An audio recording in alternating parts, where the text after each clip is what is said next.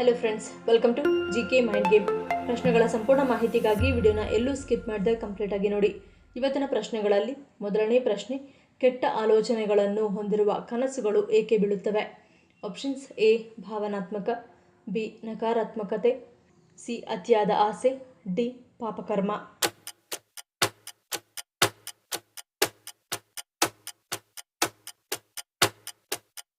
ಸರಿಯಾದ ಉತ್ತರ option A ಮತ್ತು ಬಿ. ಕೆಲವು ಜನರು ಹೆಚ್ಚು ಭಾವನಾತ್ಮಕವಾಗಿರುತ್ತಾರೆ.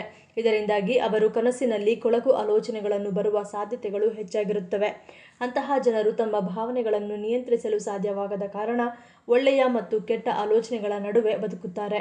ರಾತ್ರಿ ಮಲಗುವಾಗ ಅವರ ಉಪಪ್ರಜ್ಞೆ ಮನಸ್ಸು ಅವರಿಗೆ ಒಳ್ಳೆಯ ಮತ್ತು ಕೆಟ್ಟ ಆಲೋಚನೆಗಳೆರಡರ ಬಗ್ಗೆಯೂ ಅರಿವು ಮೂಡಿಸುತ್ತದೆ. ನೀವು ನಕಾರಾತ್ಮಕ ವಾತಾವರಣದಲ್ಲಿದ್ದರೆ ಅಥವಾ ಶಕ್ತಿಯಿಂದ ಸುತ್ತುವರೆದಿದ್ದರೆ ಅದು ನಿಮ್ಮ ಕನಸಿನಲ್ಲಿ ಬರುವ ಆಲೋಚನೆಗಳ ಮೂಲಕ ಕೆಟ್ಟ ಪರಿಣಾಮ ಬೀರಬಹುದು. ಕನಸಿನಲ್ಲಿ ಬರುವ ಆಲೋಚನೆಗಳು ನಕಾರಾತ್ಮಕತೆಯಿಂದ ಕೆಟ್ಟದಾಗಿರಬಹುದು. ಎರಡನೇ ಪ್ರಶ್ನೆ, 45 ವರ್ಷ ವಯಸ್ಸಾದ ನಂತರ ಕಾಣಿಸಿಕೊಳ್ಳುವ ಯಾವ ಲಕ್ಷಣ ಮುಟ್ಟು ನಿಲ್ಲುವ ಸಮಯ ಹತ್ತಿರ ಬಂದಿದೆ ಎನ್ನುವುದನ್ನು ಸೂಚಿಸುತ್ತದೆ? ಆಪ್ಷನ್ಸ್: ಎ ನರ ಸಮಸ್ಯೆ, ಬಿ ಮೂಳೆ ಸಮಸ್ಯೆ, ಸಿ BP ಏರುಪೇರು, ಡಿ ಮೇಲಿನ ಎಲ್ಲವೂ.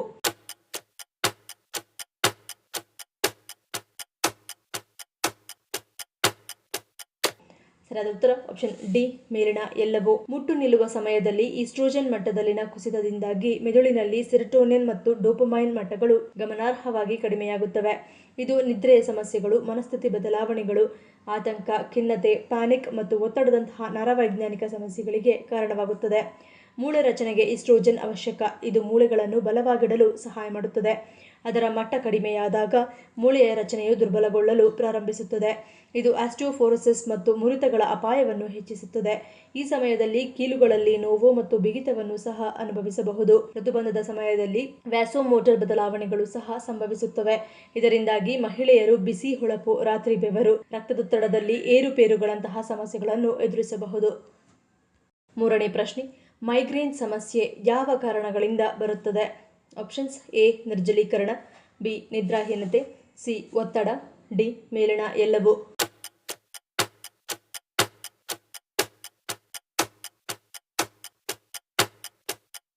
ಸರಿಯಾದ ಉತ್ತರ ಆಪ್ಷನ್ ಡಿ ಮೇಲಿನ ಎಲ್ಲವೂ. ಮೈಗ್ರೇನ್ ಒಂದು ನರವೈಜ್ಞಾನಿಕ ಸ್ಥಿತಿಯಾಗಿದ್ದು ಇದು ಒತ್ತಡ, ನಿದ್ರೆಯ ಕೊರತೆ, ಹಾರ್ಮೋನ್ಗಳ ಬದಲಾವಣೆಗಳು, ಕೆಲವು ಆಹಾರಗಳು ಮತ್ತು ನಿರ್ಜಲೀಕರಣದಿಂದಾಗಿ ಉಂಟಾಗುತ್ತದೆ. ಇದರಲ್ಲಿ ಸೇಬಿನಂತಹ ಕೆಲವು ವಿಶೇಷ ಹಣ್ಣುಗಳು ಸಮತೋಲಿತ ಆಹಾರವಾಗಿ ಪ್ರಯೋಜನಕಾರಿಯಾಗಬಹುದು.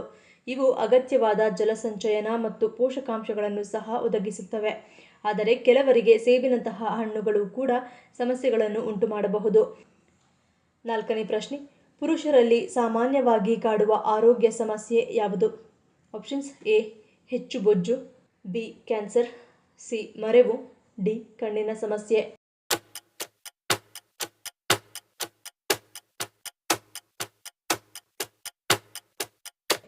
ಸರಿಯಾದ ಉತ್ತರ ಆಪ್ಷನ್ ಬಿ ಕ್ಯಾನ್ಸರ್. ಪುರುಷ ಸಂತಾನೋತ್ಪತ್ತಿ ವ್ಯವಸ್ಥೆಯ ಕಾಯಿಲೆಯಾದ ಪ್ರಾಸ್ಟೇಟ್ ಕ್ಯಾನ್ಸರ್ ಪ್ರಾಸ್ಟೇಟ್ ಗ್ರಂಥಿಯ ನಿಧಾನವಾಗಿ ಪ್ರಗತಿಯಲ್ಲಿರುವ ಕಾಯಿಲೆಯಾಗಿದೆ. ಪುರುಷರಲ್ಲಿ ಪ್ರಾಸ್ಟೇಟ್ ಗ್ರಂಥಿಯ ಹಿಗ್ಗುವಿಕೆಯಿಂದ ಮೂತ್ರ ವಿಸರ್ಜನೆಯ ಸಮಸ್ಯೆಯು ಉಂಟಾಗಬಹುದು. ವಯಸ್ಸು ಮತ್ತು ಕುಟುಂಬದ ಇತಿಹಾಸವು ಪ್ರಾಸ್ಟೇಟ್ ಕ್ಯಾನ್ಸರ್ಗೆ ಸಾಮಾನ್ಯ ಅಪಾಯಕಾರಿ ಅಂಶಗಳಾಗಿವೆ. ಐದನೇ ಪ್ರಶ್ನೆ, ಬ್ರಹ್ಮಪುತ್ರ ಮತ್ತು ಗಂಗೆಯ ಸಮ್ಮಿಲನಗೊಳ್ಳುವ ಕ್ಷೇತ್ರ ಯಾವ ದೇಶದಲ್ಲಿದೆ? Options: A Bharat, B Nepal, C Bangladesh, D Myanmar.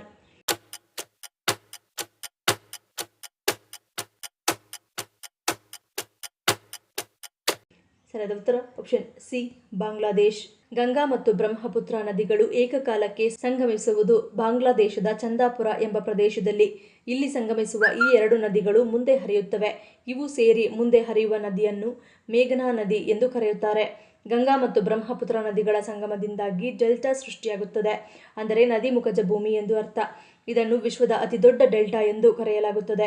ಈ ಒಂದು ಡೆಲ್ಟಾವನ್ನು ಗಂಗಾ ಬ್ರಹ್ಮಪುತ್ರ ಡೆಲ್ಟಾ, ಸುಂದರಬನ್ ಡೆಲ್ಟಾ ಅಥವಾ ಬಂಗಾಳ ಡೆಲ್ಟಾ ಎಂದು ಕೂಡ ಕರೆಯಲಾಗುತ್ತದೆ.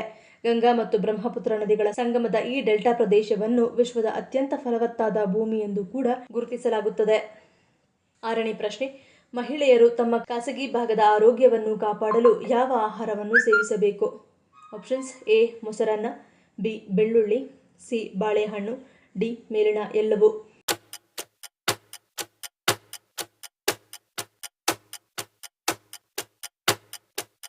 ಸರಿಯಾದ ಉತ್ತರ ಆಪ್ಷನ್ ಡಿ ಮೇಲಿನ ಎಲ್ಲವೂ. ಈ ಆಹಾರಗಳು ಲ್ಯಾಕ್ಟೋಬ್ಯಾಸಿಲಸ್ ತಳಿಯನ್ನು ಹೊಂದಿರುತ್ತವೆ. ಇದು ಹಾನಿಕಾರಕ ಬ್ಯಾಕ್ಟೀರಿಯಾಗಳ ಬೆಳವಣಿಗೆಯನ್ನು ತಡೆಯುತ್ತದೆ, ಉತ್ತಮ ಬ್ಯಾಕ್ಟೀರಿಯಾಗಳ ಬೆಳವಣಿಗೆಯನ್ನು ಹೆಚ್ಚಿಸುತ್ತದೆ. ಪ್ರೋಬಯಾಟಿಕ್ಗಳು ಯೋನಿ ಡಿಸ್ಚಾರ್ಜ್ ಅಥವಾ ವಾಸನೆಯಂತಹ ಬಿವಿ ಲಕ್ಷಣಗಳನ್ನು ಕಡಿಮೆ ಮಾಡಬಹುದು. ಮೊಸರು, ಯೋಗರ್ಟ್ ಪ್ರೋಬಯೋಟಿಕ್ ಆಹಾರವಾಗಿದೆ. ಬೆಳ್ಳುಳ್ಳಿ, ಈರುಳ್ಳಿ ಮತ್ತು ಬಾಳೆಹಣ್ಣು ಪ್ರಿಬಯೋಟಿಕ್ ಆಹಾರಗಳು ಎಂದು ಕರೆಯಲಾಗುತ್ತವೆ. ಇದು ಖಾಸಗಿ ಭಾಗದ pH ಮಟ್ಟವನ್ನು ಸ್ಥಿರವಾಗಿಡಲು ಸಹಾಯ ಮಾಡುತ್ತದೆ, ಏಕೆಂದರೆ ಇವು ಆರೋಗ್ಯಕರ ಬ್ಯಾಕ್ಟೀರಿಯಾಗಳ ಬೆಳವಣಿಗೆಗೆ ಸಹಾಯ ಮಾಡುತ್ತವೆ. 7ನೇ ಪ್ರಶ್ನೆ, ಭಾರತೀಯ ಕರೆನ್ಸಿ ನಾಣ್ಯಗಳಲ್ಲಿ ವಿಶೇಷ ಗುರುತುಗಳು ಇರಲು ಕಾರಣವೇನು? ಆಪ್ಷನ್ಸ್ ಎ ಸಂಸ್ಕೃತಿ, ಬಿ ಟಂಕಿಸಾಲ, ಸಿ RBI ನಿಯಮ, ಡಿ ಸ್ಮರಣೆ.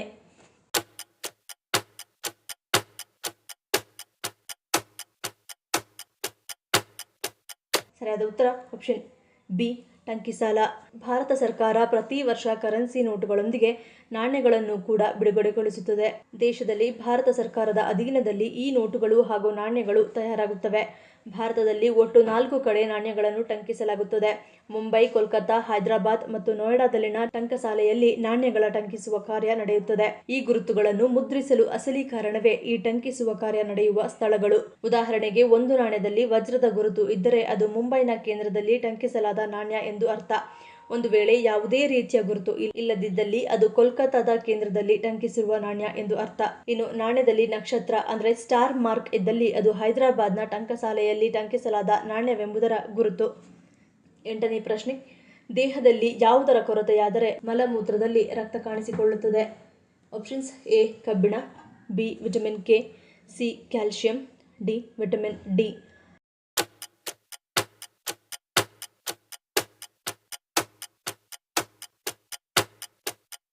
ಸರಿಯಾದ ಉತ್ತರ ಆಪ್ಷನ್ ಬಿ ವಿಟಮಿನ್ ಕೆ. ರಕ್ತ ಹೆಪ್ಪುಗಟ್ಟುವಿಕೆಯಲ್ಲಿ ವಿಟಮಿನ್ ಕೆ ಪ್ರಮುಖ ಪಾತ್ರ ವಹಿಸುತ್ತದೆ. ಇದರ ಕೊರತೆಯಾದರೆ ಆಗ ದೇಹದಲ್ಲಿ ಗಾಯವಾದರೆ ಅದರಿಂದ ಅತಿಯಾಗಿ ರಕ್ತಸ್ರಾವವಾಗಬಹುದು. ವಿಟಮಿನ್ ಕೆ ಕೊರತೆಯಿಂದ ಮಲವು ಕಪ್ಪಾಗಬಹುದು. ಇದರ ಜೊತೆಗೆ ಮೂತ್ರ, ಮಲ, ಒಸಡುಗಳಲ್ಲಿ ರಕ್ತಸ್ರಾವವೂ ಆಗಬಹುದು. ವಿಟಮಿನ್ ಕೆ ಕೊರತೆಯಿಂದಾಗಿ ಕರುಳಿನ ಮೇಲೆ ತುಂಬ ಕೆಟ್ಟ ಪರಿಣಾಮ ಬೀರಬಹುದು. ಇನ್ನು ಮಹಿಳೆಯರಾಗಿದ್ದರೆ ಮುಟ್ಟಿನ ಸಮಯದಲ್ಲಿ ಅಧಿಕ ರಕ್ತಸ್ರಾವವನ್ನು ಅನುಭವಿಸುವರು. ಇನ್ನು ಕೆಲವರಿಗೆ ಆಗಾಗ ಮೂಗಿನಲ್ಲಿ ರಕ್ತಸ್ರಾವ ಅನುಭವಿಸುತ್ತಾರೆ. ಅದು ಕೂಡ ವಿಟಮಿನ್ ಕೆ ಕಡಿಮೆಯಾಗಿರುವುದರ ಸೂಚನೆ ಎಂದು ಹೇಳಲಾಗುತ್ತದೆ. 9ನೇ ಪ್ರಶ್ನೆ, ಶಕ್ತಿಯ ಮಟ್ಟವನ್ನು ಕಾಪಾಡಿಕೊಳ್ಳಲು ಅಂಗಗಳ ಕಾರ್ಯವನ್ನು ಬೆಂಬಲಿಸಲು ಯಾವ ಹಣ್ಣು ನೆರವಾಗುತ್ತದೆ?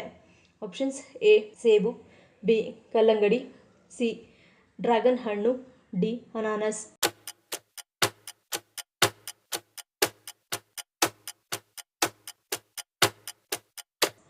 ಸರಿಯಾದ ಉತ್ತರ ಆಪ್ಷನ್ ಸಿ ಡ್ರ್ಯಾಗನ್ ಹಣ್ಣು.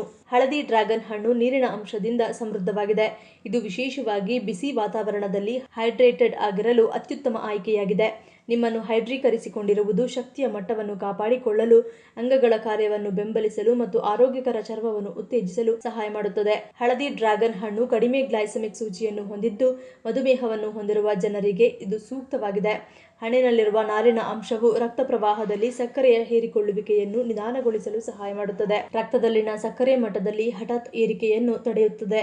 ಇದನ್ನು ಸಮತೋಲಿತ ಆಹಾರದಲ್ಲಿ ಸೇವಿಸುವುದರಿಂದ ರಕ್ತದಲ್ಲಿನ ಗ್ಲೂಕೋಸ್ ಮಟ್ಟವನ್ನು ಸ್ಥಿರವಾಗಿ ಕಾಪಾಡಿಕೊಳ್ಳಲು ಸಹಾಯ ಮಾಡುತ್ತದೆ. 10ನೇ ಪ್ರಶ್ನೆ, ಭಾರತದ ಯಾವ ಗ್ರಾಮವನ್ನು ವಿಲೇಜ್ ಆಫ್ ಆಫೀಸರ್ಸ್ ಎಂದು ಕರೆಯಲಾಗುತ್ತದೆ? ಆಪ್ಷನ್ಸ್ ಎ ಪಡಿಯಾಲ್, ಬಿ ಮದರ್ಕಲ್, ಸಿ ಗೋಗಿ, ಡಿ ಯಾನಾ.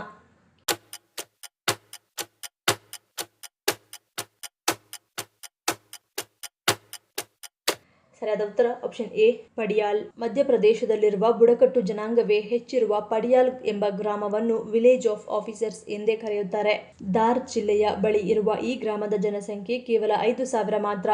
ಇಷ್ಟು ಜನಸಂಖ್ಯೆ ಇರುವ ಗ್ರಾಮದಿಂದ ಈಗಾಗಲೇ ದೇಶದ ಹಲವು ಭಾಗಗಳಲ್ಲಿ ಸುಮಾರು 100 ಜನರು ಆಡಳಿತ ಅಧಿಕಾರಿಗಳಾಗಿ ಕಾರ್ಯನಿರ್ವಹಿಸುತ್ತಿದ್ದಾರೆ.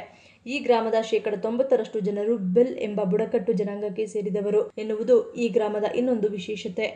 ಈ ಪ್ರಶ್ನೆಗಳಲ್ಲಿ ನೀವು ಎಷ್ಟು ಪ್ರಶ್ನೆಗಳಿಗೆ ಸರಿ ಉತ್ತರವನ್ನು ಕೊಟ್ಟರೆ ಅನ್ನೋದನ್ನು ಕಮೆಂಟ್ ಮಾಡಿ ತಿಳಿಸಿ. ಈ ವಿಡಿಯೋ ನಿಮ್ಗೆ ಇಷ್ಟ ಆಗಿದ್ರೆ ಮರಿದೇ ಲೈಕ್ ಮಾಡಿ, ಶೇರ್ ಮಾಡಿ, ಸಬ್ಸ್ಕ್ರೈಬ್ ಮಾಡಿ. ನನ್ನ ಚಾನಲ್ನ ಇನ್ನೂ ಸಬ್ಸ್ಕ್ರೈಬ್ ಮಾಡಿದೆ ಹಾಗೆ ವಿಡಿಯೋಸ್ ನೋಡ್ತಿದ್ರೆ ಪ್ಲೀಸ್ ಸಬ್ಸ್ಕ್ರೈಬ್ ಮಾಡಿ, ಸಪೋರ್ಟ್ ಮಾಡಿ.